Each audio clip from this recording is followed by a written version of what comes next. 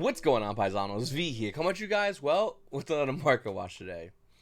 You know, one of the craziest things about the game right now is the non-stability of the market. Yu-Gi-Oh! Players are going ahead and selling a lot, like you saw me in my previous market watch video. And Yu-Gi-Oh! Players are also, sometimes I mean at the same time, going ahead and buying a lot. They're investing in the future of the game. We don't know what's in the balance. We don't know if the balance is coming out today, tomorrow, next week, 10 years from now. We have zero idea.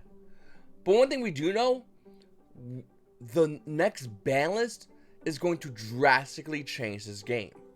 I think it's almost a given that that is going to happen. And to anyone saying it's not, well, they're either lying or they're playing the most broken decks in the game. Virtual World, we have D, Dragoon.deck featuring another deck it might use sometimes, and, well, anything else in between. There's going to be huge changes to this game that's going to slow the pace down in this game. And one of my favorite deck cores in a slower meta is definitely going to be Burning Abyss. Burning Abyss is relatively cheap. I mean, you can get a Dante Traveler to Burning Abyss common for a cheap price. But if you're looking at the Dual Alliance version, the market price is roughly around $18, and the unlimited versions are at $15. And if you want a first edition version, well, that's going to run you roughly around about $24. Guys, if you're new to the channel, please make sure to hit the subscribe button, like button, and comment down below. Comment question of the day. What's your biggest sell, and what's your biggest hold? I think it's really important for Yu-Gi-Oh! Players to have that conversation with each other. What are you selling, and why? And what are you holding, and is it worth it? And how do you say, like I always tell people, I think Burning Abyss is a great deck. And I think one of my favorite decks to talk about, actually, is Mermail Atlantean. It's easily one of my favorite decks. And whenever the new meta comes, whenever we get a ban list, I always tell everybody, almost every market watch, when we're about to get a new ban list, I always like saying, hey, listen, you can do whatever you want to do with anything, but just realize the fact that Mermail Atlanteans have always, well, if not always, at least majority of every time the new ban list changes, and Yu-Gi-Oh! Players are figuring out what they're trying to do, Mermail Atlantean players are walking in and shotgunning a player's face and taking a quick dub. I'm not even joking, I've been playing this game forever, and Mermails have always done that. They always will continue to do this, and they're a great investment. That's my sell to you as far as Mermails. Now, with that, you can do whatever you want with that information, but that's something that's really important. I think in a slower format, Burning Abyss become better in a slower format. They want the format to slow down. They don't need VFD.decks. That's not how they can't thrive in that format. But if format was to slow down even more, we would see again Shadows versus Burning Abyss, a rematch of 2015 in the Metasphere. And I think that's something that can realistically happen. Guys, if you are interested in any of my social media links, will all be down below. If you guys are interested in joining the Discord, the Yu-Gi-Oh! Market Watch Facebook page, which is almost hitting 10,000 people, join. It's all down below, guys. I appreciate that. Divine Arsenal Zeus, Starlight Rare, at one point in this game, was relatively inexpensive. Phantom Rage wasn't that good of a set, but now as time goes on, it's starting to become a good set. Looking at Divine Arsenal Zeus, Starlight Rare with a $362 market price, the value is almost near $500. In fact, after 2 sales, it is at $500, in which the new price point is roughly around $541 a copy. If you still want the secret rare out of Phantom Rage with a $74 market price, you're in luck. You can buy it for roughly around $76 to almost near $77. This card was nowhere near that price point and has only risen since the release of Phantom Rage. Well, in case anyone's wondering why Phantom Rage actually tanked when it came out, it came off the back end of a great previous core set. Everyone was really excited about Phantom Rage, so everybody bought a ton of Phantom Rage. Everybody opened a ton of Phantom Rage and realized, wait a minute, I can't have this much hanging around me, so they sold Phantom Rage. The value of a lot of these card prices tanked, and when they went so low, they could only go up. And that's what we saw with good cards, because in this set, there are a lot of good cards. Like, okay, so we'll just go by Secret Rares. Just by Secret Rares, Zeus is definitely the best Secret Rare of the set. It's phenomenal. But that's not all. Like, Alpha the Master Beast is a phenomenal card as well. With only a $25 market price, I really feel like people that don't own a playset of this card already are doubting the fact that this card can see more play. You can, of course, get the Starlight Rare. Its price point has since only risen, even though it doesn't look like it has over here, but it has. Alpha the Master Beast at one point was, I think, as low as $125, $135. Looking at the market price of $165, you can still get the card for roughly around $160. And then within a couple of sales, the price point spikes. Once again, if you want to get this, you get it in playsets. If it was to get in playsets, the price spiked almost near $180. So why is these cards rising? Well, once again, like I said, the amount of people buying now are nowhere near the amount of people buying previously. Once again, if everyone's fighting for the market, if everyone needs to sell you an iPhone, okay, everyone's trying to sell you an iPhone, and everyone's doing it, the value of iPhone would be a nickel. But if only one company's selling an iPhone, this damn phone's like $1,600. It's insane. And that's basically how it works with the market right here with Phantom Rage. Once again, the set still has to be good though. You still have to sell an iPhone. Okay, I can't buy an iPhone for a nickel and you mail me a flip phone. Not gonna happen. It has to be an iPhone. But looking at other things, once again, I think Phantom Knight Torrent is another phenomenal card if you're looking to play Phantom Knights. Lulu is actually stabilized at $15. I don't know why it's that price. It should be that a lot lower. Fractal, when it came out, was like $6. It's now $15. There are just a lot of great cards still yet to be discovered in Phantom Rage. The Mutant Core, by the way, is insanely dirt cheap. I think it's a phenomenal core if you haven't picked it up already. If you got 20 bucks lying around, pick up the core. It's dirt cheap and it's really fun. Up next, Rescue Cat and Turtle Pack Booster 3. This price point is deceptively low. Let me show you. Rescue Cat and Turtle Pack Booster 3 with super rare versions are roughly around $54 in the market price. The value of the card actually right now is roughly around $59. People are starting to play it in the Bird Up deck, and I do think, even though it is starting to play in the Bird Up deck, and even though I do think it's rising because of that, I also think that Rescue Cat has a lot of potential in the future of this game. Like I just previously mentioned, Alpha the Master Beast is a phenomenal card, and I do think that any kind of like Beast Warrior deck, I don't think that's going away. I think that's only going to improve as time goes on. We're going to see play from Alpha, we're going to more than likely see play from Rescue Cat, and the highest version is the Turtle Pack Booster 3 version. Now, if you want any other version of Rescue Cat, no big deal. You get a bunch of commons. They're as low as $6. Look at the Ultra Rare Idol Saga. That bad boy with a $21 market price. Well, it went down to roughly around $18 to $21. Nevertheless, it's still a phenomenal card.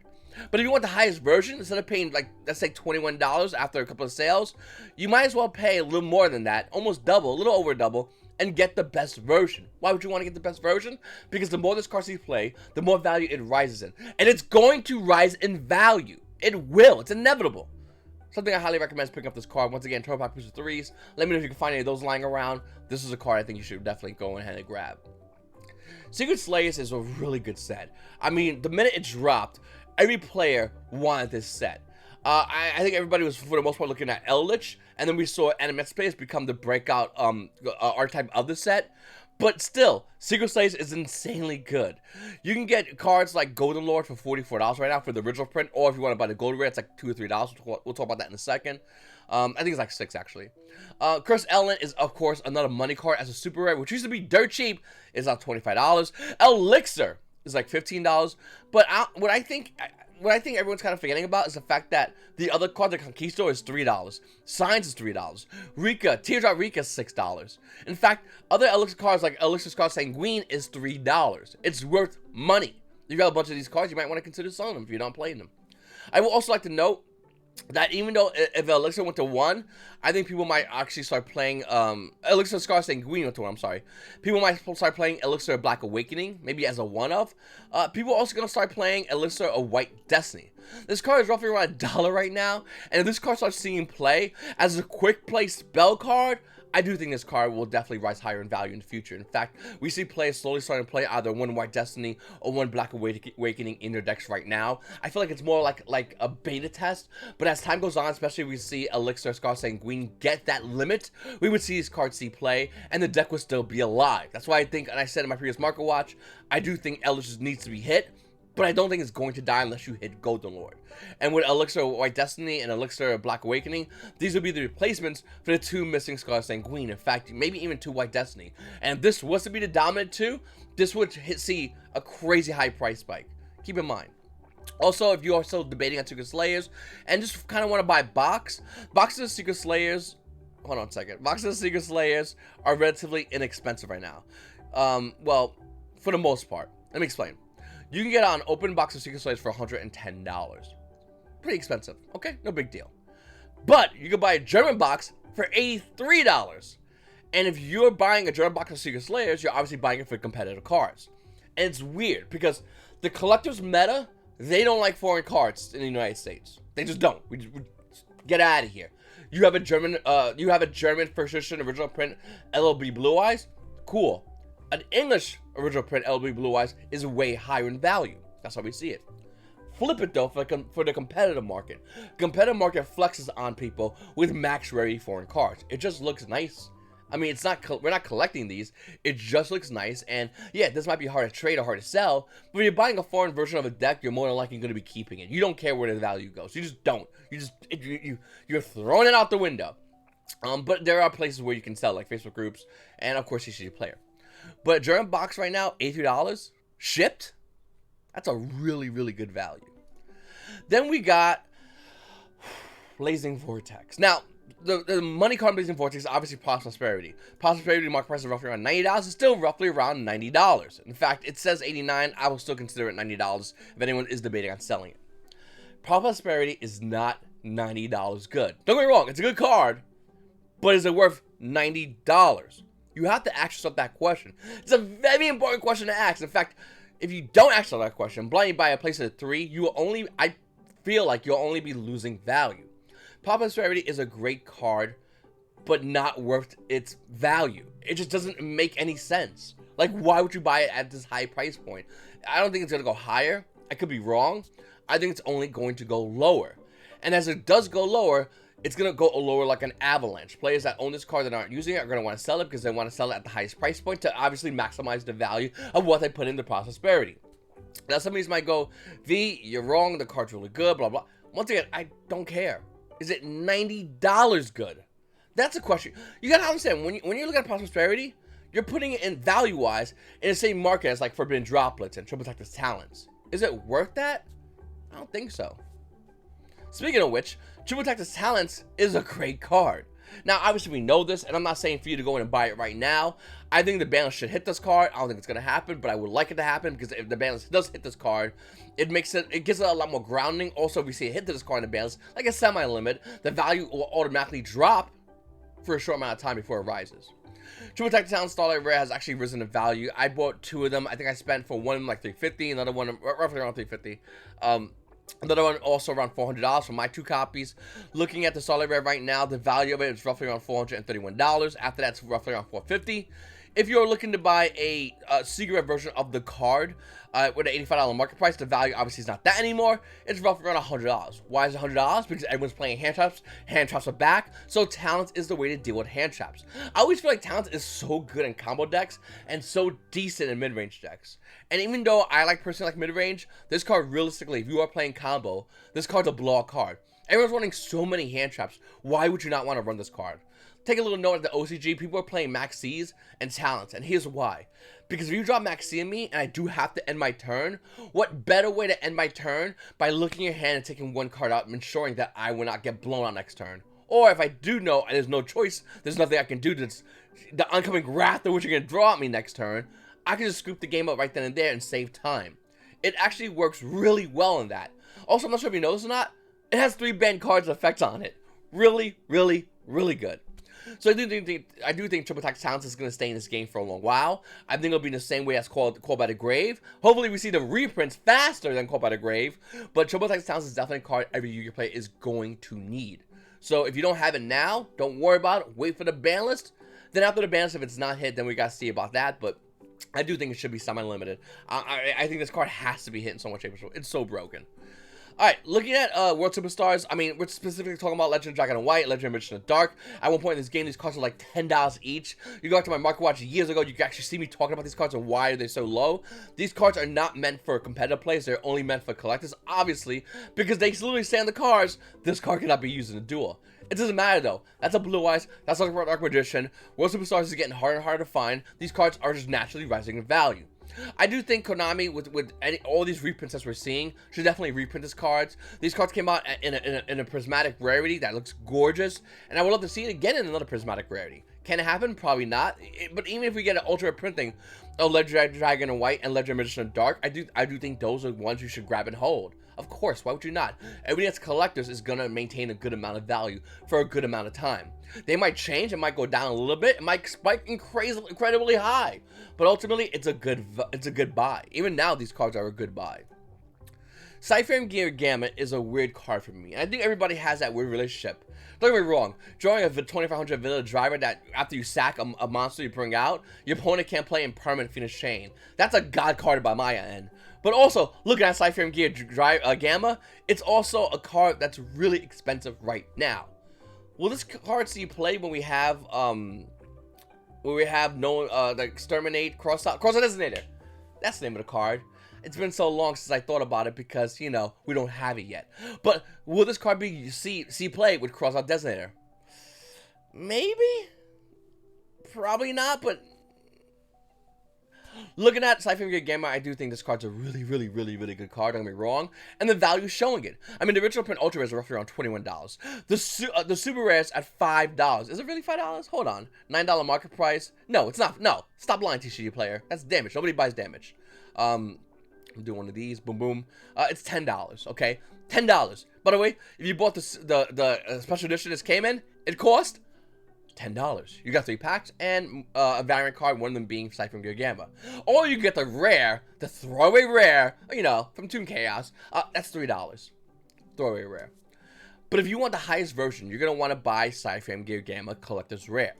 The collectors, you know, meant for collectors. Anyway, the reason I don't own a copy of this card, and don't want to buy this card, by the way, I really want to emphasize that point, is because this card makes no sense, financially speaking.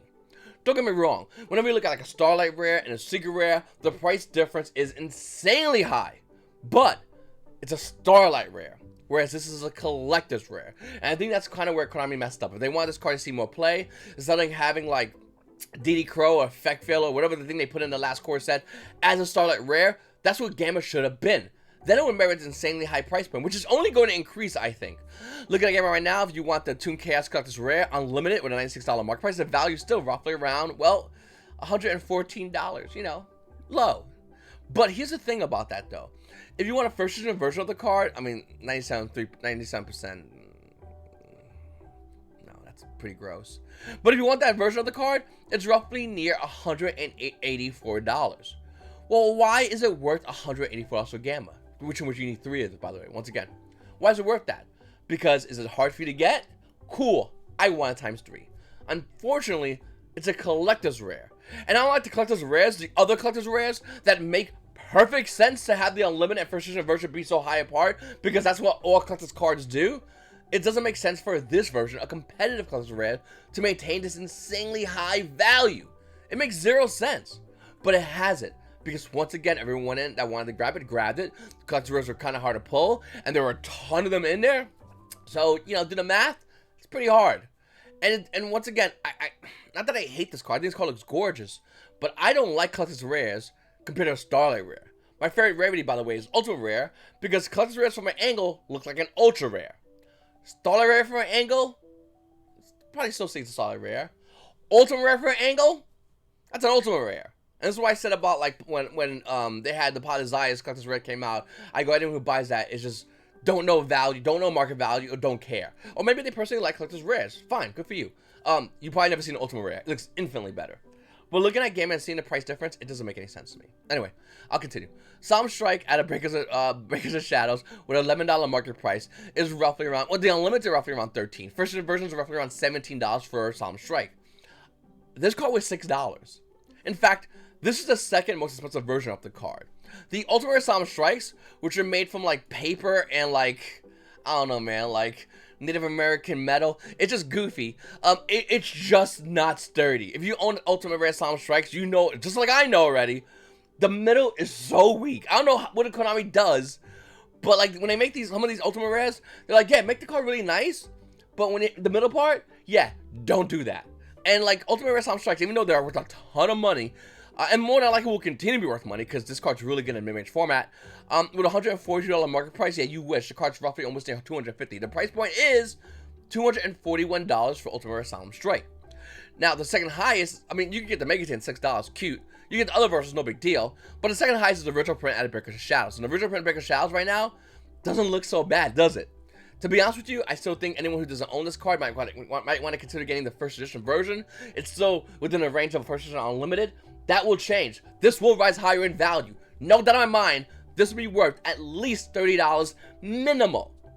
So, if you don't own Secret Bosch Solemn Strikes, you're going to want to do that. You're going to want to get top of that fast before it rises in value.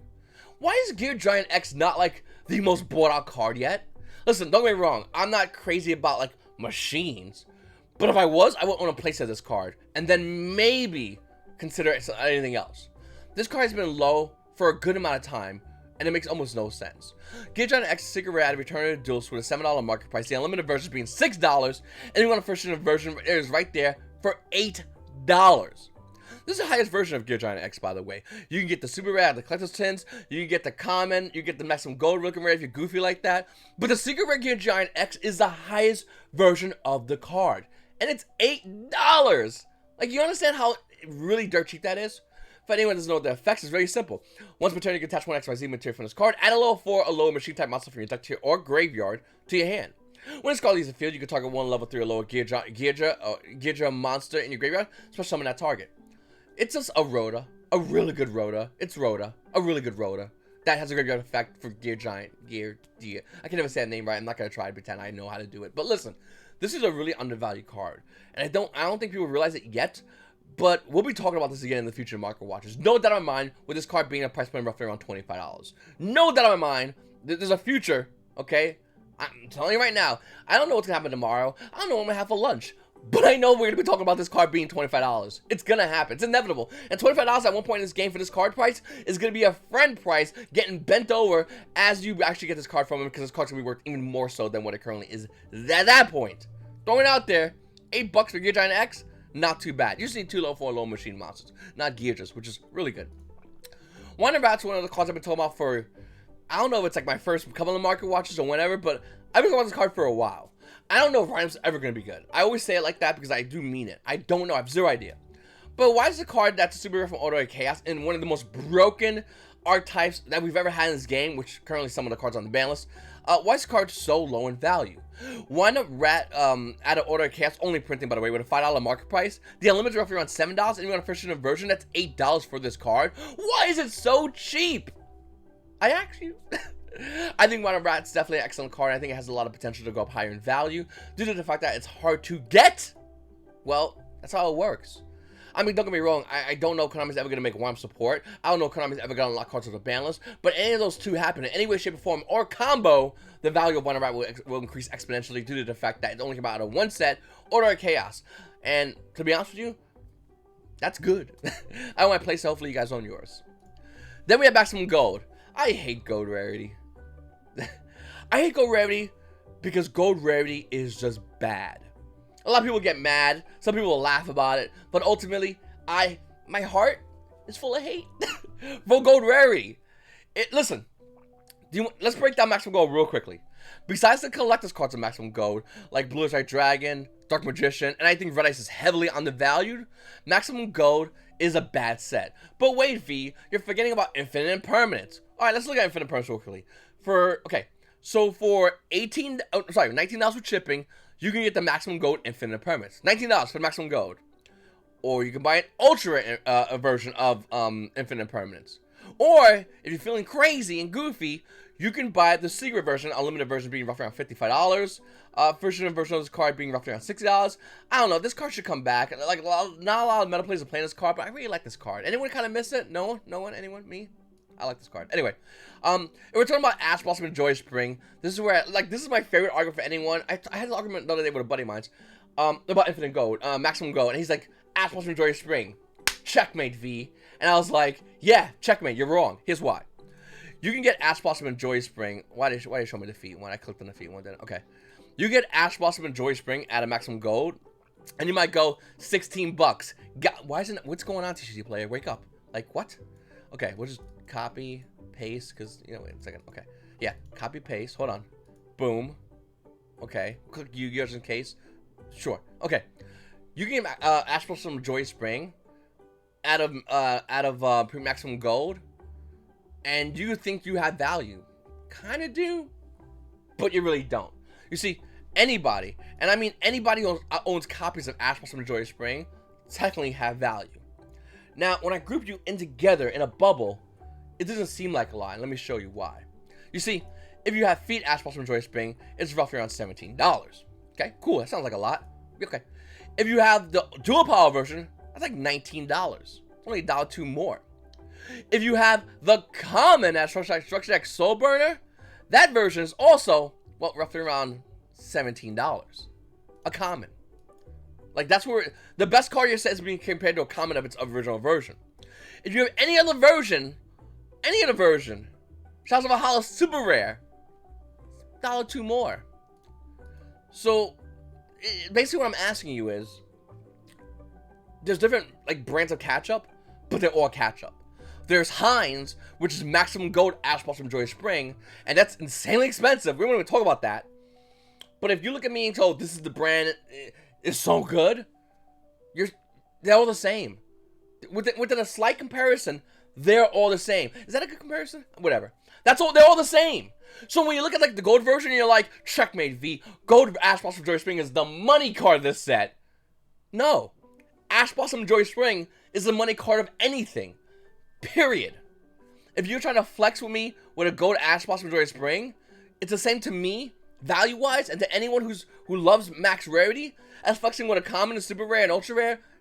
There's no equivocation. What else is the money card of this set? Nibiru, $10. Cool. It's ugly. And then we got Harpy Feathers being roughly around $10, which actually is near the value of other Harpy Feathers, except it's not. Listen, Maximum Gold's a great set if you're a collector and want to get your Bloodshot Dragon, Dark Magician, and Bloodshot Dragon, and what's the other guy? Red Eyes Black Dragon. These cards will definitely go up higher in value, no doubt in my mind. Any other card in this set is gonna start going down in value unless it's an only printing in the set. Once again, I hate gold sets because they're bad for value. I like value. Simple. When we look at Maximum Gold, there's just no value. You can't equivocate one of the best cards in your set being the same as a common another and say, we got value. That's not how that works. I like sets for value, and I like the sets that have, and cards specifically, that have good value. Gold cards have a history of not holding good value unless they meet a certain criteria. Number one, it's only in that gold set. Or number two, there's a lower rarity. But even in certain cases, like in cases of Ash Blossom Joy Spring, that isn't always the case. I don't hate gold sets. I think Konami should always do gold sets. But please, for the love of God, stop coming to me and pretending like this is a blockbuster set. You're wrong. This set is just reprints for players that don't want to buy the higher version. And I think it's great. But don't say this is a set to invest in. That's like saying, let's invest in food stamps because that becomes its own stock market. What are you saying? Shut up! Let's invest in WIC because milk could go up one day. No. What? Gold sets are universally hated by anyone who's been in this game longer than like 5 years because they've been around enough crappy ones to realize it's just not good. The only good thing about gold sets, and I really want to emphasize, and besides the collector stuff, is the fact that players that don't want to spend a lot of money can get these cards, and I do think that's great. Anyone saying no is being disingenuous or is really, really, really cold-blooded. Ultimately, I do think that's good for the players. But don't tell me to invest in gold, because I'm not going to. Don't tell me to buy a lot of gold, even though I did buy a lot of this gold set. I bought it for my kids to open, but anyway, because it's good value. There's not really good value in gold set. There's a lot of value in the pre-markets. Oh, by the way, the Golden Lord's like $5, lols. There's a lot of good value in the pre-market, but the pre-market has good value for everything in this game. Everything in this game has insanely good pre-value. Like, everything. Advent Calendar, 2019 had good pre-sale value. Then it comes out, and then it dumps. And this set's still not done dumping. Up next, that's blank. Okay, up next is Speed Duel Battle City boxes. If you do not own this, you should own this. If you're a collector. If you're a competitive Yu-Gi-Oh player, please know what I just said. But if you are a Gold Format player, you should own this. This yells Gold Format players and collectors. Also, if you are a competitive Yu-Gi-Oh player, a little fun fact, just for you. Don't ignore this yet. You might have done it already, because it had Speedos on it. But a little fun fact for you. If these cards see any kind of meta play, these will rise to high in value. Why? Because who has this? Where can you get this? Exactly. Speed Duel Battle City box are really, really, really, really, really, really, really, really, really good. Now, if we look about the sealed version, but I think these are like $30. The market price showing them to be roughly around $34. The value is already at $40. And before you go, V, that's higher than MSRP. I'm not buying that. You don't understand. This will be higher than almost anything due to the fact that it's good for old school collectors that want high rarity cards. Once again, old school collectors, it's hard to get. It has Gold Format cards, and man, these cards see meta play. You damn right people are gonna want these because this will one day be the ultimate flex due to the scarcity of the product. So you do whatever you want to do with information. I'm just throwing it out there right now. People are not going to hear me, and they're going to be going in and buying these at hundreds, 200s in the future. I just want to let you guys know that it's definitely something that you definitely might want to consider. Paisanos, I really appreciate you guys watching my videos. Make sure, hey, hit that subscribe button, hit the like button, share this video with your buddy who doesn't know anything about the market. He's babbling about Maximum Gold. No, Joey, Maximum Gold's really good. I love Maximum Gold. And you look at him and go, Bill, do you invest in oat milk? He's like, how did you know? And then, you know, whatever. Let him know about these videos. I really appreciate you guys watching my videos. Please make sure to subscribe if you haven't subscribed already. It's your boy V, you Paisanos. You guys all have a great day.